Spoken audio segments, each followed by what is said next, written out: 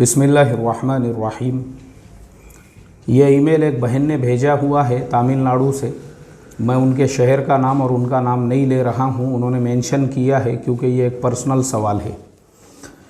बहन का सवाल ये है कि हमारे रिश्तेदारों में शादी है, उनका इनकम हराम है या हलाल हम नहीं जानते, मगर इतना जानते हैं कि वो डुप्लीकेट अकाउंट, बिल, ऑडिट वगैरह बनाते हैं और उसकी कमाई करते हैं।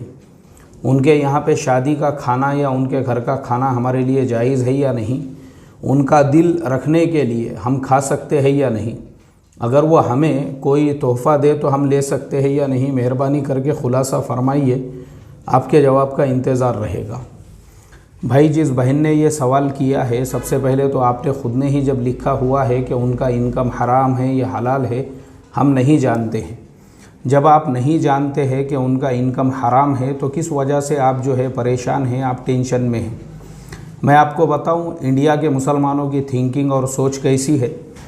एक साहब के साथ में मैं चाय पीने के लिए गया और होटल के अंदर मैं था, मेरे साथ में हमारे उस्ताद मोहतरम थे। हम लोग सब गए वहाँ पे होटल में, हमने चाय वगैरह पिए और चाय पीते वक्त जब निकलने लगे तो हमारे उस्ताद मोहतरम जो है चाय का बिल देने लगे। तो वो जो साहब थे हमारे साथ में जो आए हुए थे, वो एक गवर्नमेंट एम्प्लॉई थे जिन्होंने कम से कम 50 बैंकों से लोन लिया हुआ था। ये बंगले के वास्ते, वो हवेली के वास्ते, वो कारोबार के वास्ते, वो कार के वास्ते। और हमारे उस्ताद जब चाय का बिल देने लगे तो वो जनाब कहने लगे, बोले अरे नहीं नहीं मौलाना, आप बिल मत दीजिए। हमारे उस्ताद ने बोले भाई मैं क्यों नहीं दूँ? नहीं, बोले वो क्या है, मौलाना लोगों को जो तनख्वाह मिलती है सदक़े और ज़कात के पैसों से मिलती है, इस वजह से मुझे थोड़ा सा जो है हिचकिचाहट महसूस हो रही है, बोले कि मैं आपकी चाय पीऊँ या ना पीऊँ। अब हमारे उस्ताद जो है वो एकदम बिंदास इंसान थे, अभी भी ज़िंदा है, अल्लाह ताला उनकी उम्र में बरकत दे। हमारे उस्ताद ने उसके मुंह पे ही, उसको सामने ही बोल दिए, तेरे लिए हलाल है, बोले तू गवर्नमेंट एम्प्लॉई है, 50 बैंकों से लोन लिया हुआ है, सिर्फ़ और सिर्फ लालच की वजह से। तू तो एक लालची इंसान है, लालच में गोते मार रहा है। लोन क्यों लिया रे, बोले तूने लोन लेके ये बंगला बनाया, लोन लेके वो गाड़ियाँ लोगों को किराए से दिया, लोन लेके रिक्शे जो है किराए से चला रहा है, सब तो तेरा लोन पे चल रहा है। नहीं, मतलब तेरे लिए सूद हलाल है, यानी सूद के पैसे हराम में गोते मार रहा है, उसको तो हलाल समझ रहा है उसके पैसों से। हम तो इसलिए तेरे को बिल देने नहीं लगा रहे क्योंकि तेरी हराम की कमाई का असर हमारे ऊपर नहीं पड़ रहा।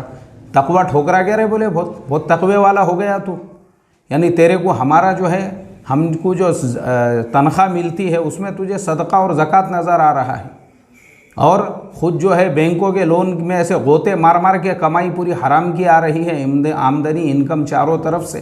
तो अपने आप को बहुत बड़ा तकवे वाला समझता, मुत्तकी परहेज़गार समझ रहा अपने आप को। हमारे उस्ताद ने उसको मुँह पे ही झाड़ दिए। मैं आपको ये मिसाल इसलिए दे रहा हूँ, ये मिजाज है भारत के मुसलमानों का।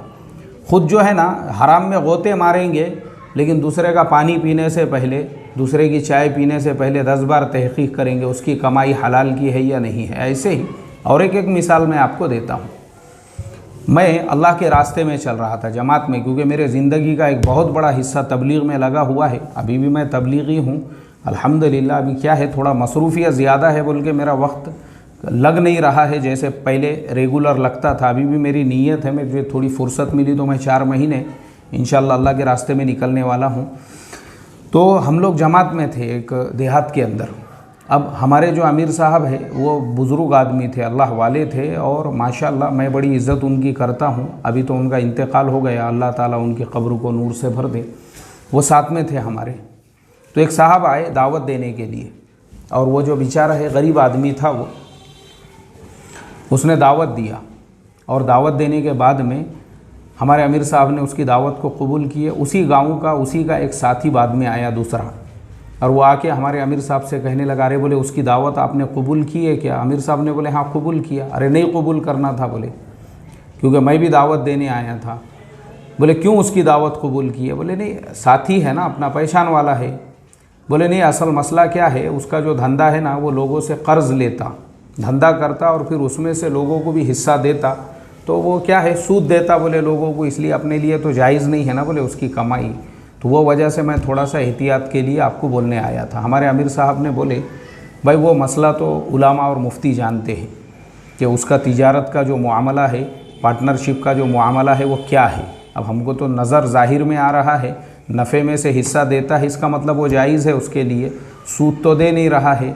बहरहाल दूसरी बात ये है, अब आप जो उस पर ब्लेम कर रहे हो, पहले ये बताओ आपने खेती बीमा लिया हुआ है क्या गवर्नमेंट से, या शेत के ऊपर जो है आपने लोन लिया हुआ है क्या, खेती कर्ज? बोले नहीं वो तो सब किसान लेते हैं। तो हमारे अमीर साहब ने बोले उसका तो हराम नहीं है, लेकिन तेरा ज़रूर हराम है। बोले जो तेरे सारे खेत जो है ना गवर्नमेंट के पास, बैंकों से तूने खेतों के नाम पे कर्ज़े लेकर उसमें जो खेती कर रहा है सूद और ब्याज के पैसों पर, वो तेरे लिए जायज़ नहीं है। हाँ बाकी उसका जायज़ है और हलाल है। तो बोले पहले अपनी भी तहकीक कर लेने का, अपन कितने बड़े तकवे वाले हैं। तो जैसा आपने सवाल किया, ये सिर्फ शक और शुबे वाला आपका सवाल है, और मुसलमानों के बर्बादी की सबसे बड़ी वजह सिर्फ और सिर्फ एक दूसरे पे शक और शुबा है। इसीलिए ये ब्लड प्रेशर की बीमारियां, हार्ट की बीमारियां, हाइपरटेंशन की बीमारियां, शुगर की बीमारियां, हार्ट अटैक जो है ना, इसीलिए है वो दूसरों के ऊपर शक करना और अपने आप को बहुत पवित्र समझने का, राजा हरिश्चंद्र, सत्यवादी राजा हरिश्चंद्र समझ के बाकी सब लोगों को गुनहगार समझना। अल्लाह इससे हमारी हिफाजत फरमाए। सलाम अलैकुम व रहमतुल्लाहि व बरकातहू।